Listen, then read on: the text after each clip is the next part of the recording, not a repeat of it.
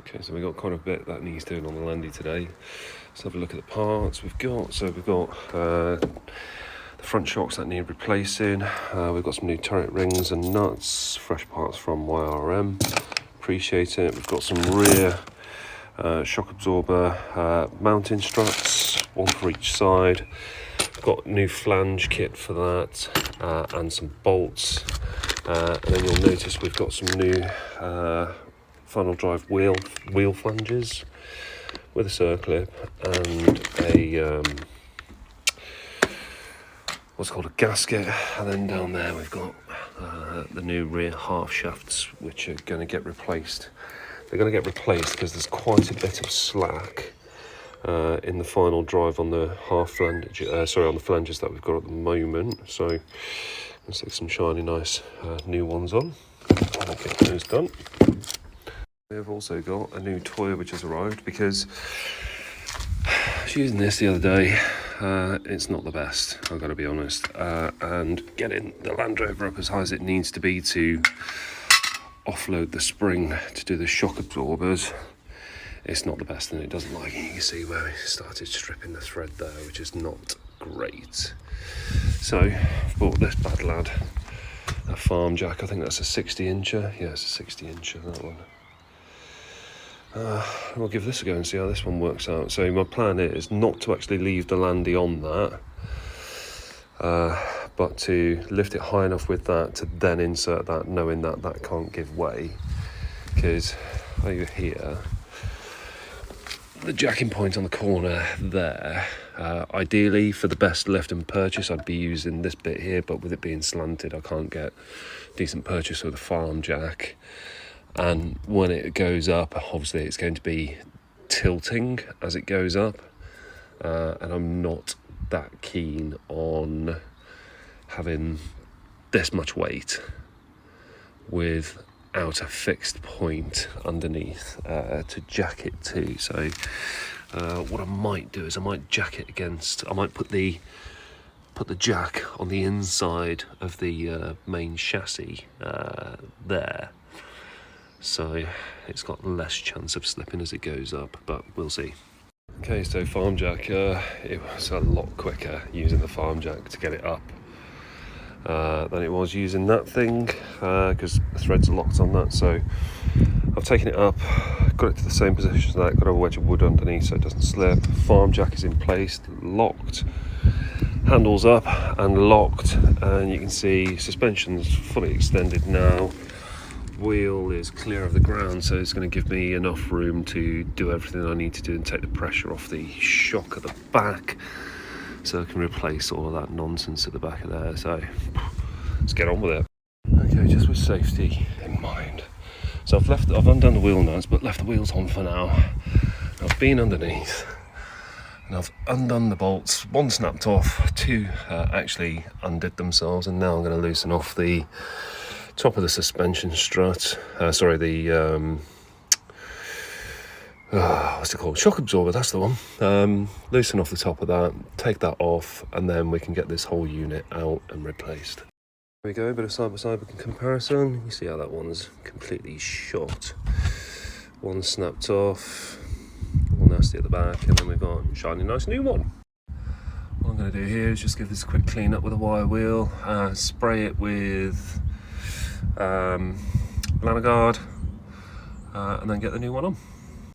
I just want to say I really do take my hat off to YRM Metal, right? So it might sound daft, but I ordered this kit, came through, and I was like, there's 2 extra nuts. Why is that? They've sent through the right nut to replace the top of that as well. Like, the thought that goes into the packaging of these guys and like doing the whole job in one go, I really do take my hat off to them. Okay, next job is half shaft. So I've put this box under here just to catch any crap and all that might fall out, because it's probably going to be a little bit from the half shaft, but there's a little bit of give on the half shaft there. This side's not quite so bad as the other, I'm led to believe, but we'll give it a go and we'll have a look. Okay, so the first one's come out relatively nice and steady. It doesn't look too bad, to be honest with you, but on the inside there's a little bit of rust, which tells me that in a previous life, and certainly during my ownership, it's had some water get in there and cause a little bit of corrosion, but it's not really damaged the half shaft itself. But right, let's get the replacement ready. Unboxing the new shiny one. There we go. Hopefully this, along with a new flange, will reduce the amount of slack when you take up drive. Okay, so side-by-side comparison. Those are in the same place, those are in the same place, coming down, and this is just about 3mm longer, but it's tapered, but that's going into the differential, so you can see there's the wear marks there, so we'll see how this works out. Okay, so a little tip when you're putting them in, obviously that goes in first. Leave enough of this out so that when you put the flange drive over the top, you've got the area there where you can put the circlip on afterwards. But with the flange, obviously you've only got so much movement, natural slack in the drive and all the rest of the stuff like that. So I've had to move this round a couple of times to find the right place where the hole has only got maybe a mil or two's difference to line up with the holes on the wheel hub, to make sure that the gasket can go in without damaging that as well. Okay, so it's all looking a treat. Now to get the bolts back on. Just to make sure we don't damage anything, so we've got half shaft flange retaining bolts in the Haynes manual, 65 Newton meters or 48 pounds a square foot of torque. So I've managed to recruit a helper. This is child labour. It's not child labour, it's called stop. It's clearly not going to go. It needs doing with a ratchet or a spanner, a ratchet to start it off. So swap the socket over onto that. Alright, so we've got the half shafts out of the other side. So looking at these, measuring them up against each other again. Let's get these level. There we go. And we've got a difference of another couple of mil at the back of there, probably about 4mm difference. But again, that worked perfectly fine on the other side. What is interesting though, and here's where the reasons come around, is you can see the complete difference. Let me just focus in on that there. Look at the thickness there compared to that. It's quite obvious that there's a lot more give in the final drive on the flange there when the drive's transmitted through the wheel, and that's obviously what's been causing quite a lot of knock-in. So let's get it cleaned up and get it in. So then, what we got here? All this is absolutely botched.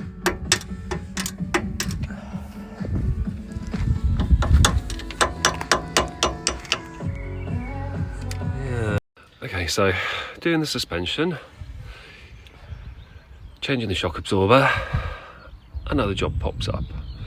So we noticed that this was looking quite nasty, and at the back we can see where the seal has failed, and it's been depositing, unknown to me, a load of grease and oil on the back of the brake disc at the back, which is not ideal.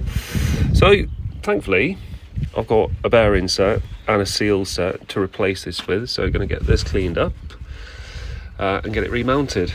Annoyingly, to be able to get to the very top mounting bolt for the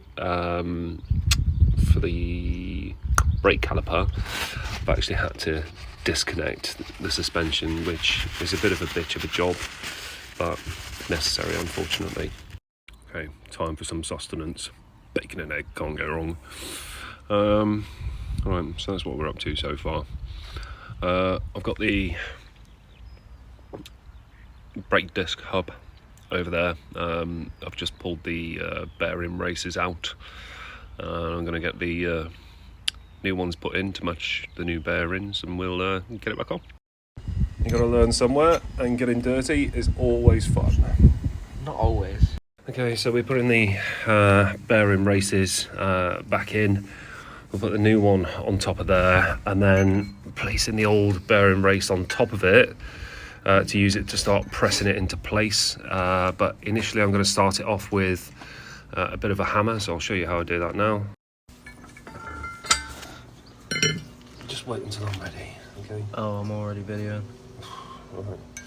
Right, so we line it up, and all we're looking to do is gently start tapping round.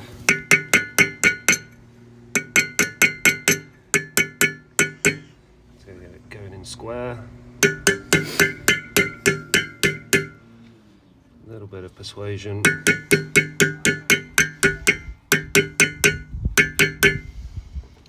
There we go, and she's just a little bit high.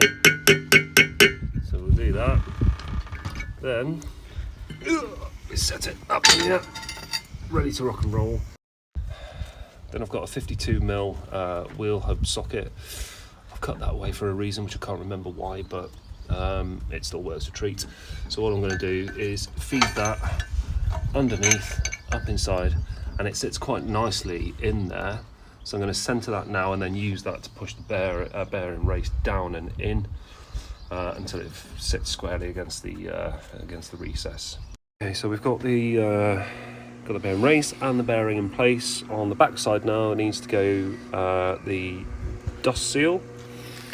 And perfect if you use the old bearing race, it fits just around that little lip there perfectly, nice and square, for you to gently tap it in with a hammer now all the way home nice and squarely, okay? Alright, so back on the hydraulic press, we've got the 52mm socket, we've got to centre it, we've got the old bearing race there, and we're just going to nice and steady apply the pressure. Get it pressed down and in. So take it. Has that gone uneven? That's a little bit uneven. So take the pressure off, please. Just a little bit. All right. So we're on to doing the front ones. I've managed to get the shock out. So you need to take that cover out of there. Undo the ring of bolts. I've got the replacement parts go in there on top of the spring. Clamp the springs down and then undo that bolt at the bottom, which is an absolute bastard. At the bottom of the shock absorber. I've got a tool. I would recommend anyone who values their time and their knuckles, I would recommend you buy one. They're not the cheapest of tools, but it's this thing here. It's an induction heater, goes over the nut, superheats it and expands the nut, and I've got to be honest, it was literally just a very gentle amount of pressure that I applied. That's the one I've got. You don't need to be spending an absolute fortune on buying them. I think that one cost me maybe 180 or 230 quid, but there are crazy prices of ones that you can get on the market. Unnecessary, and that has got me out of so many scrapes with trying to get nuts off on the Land Rover and just saved me so much time. So I'll send you another update in a minute. Alright, so the new shock's gone in.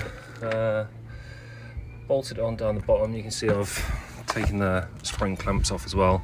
I was genuinely shitting myself with those being on. I really don't like them and springs under tension. So I've got the new ring up the top there. So I'll put the nuts on whilst I was undoing the spring to hold it all in place and let it just go into place.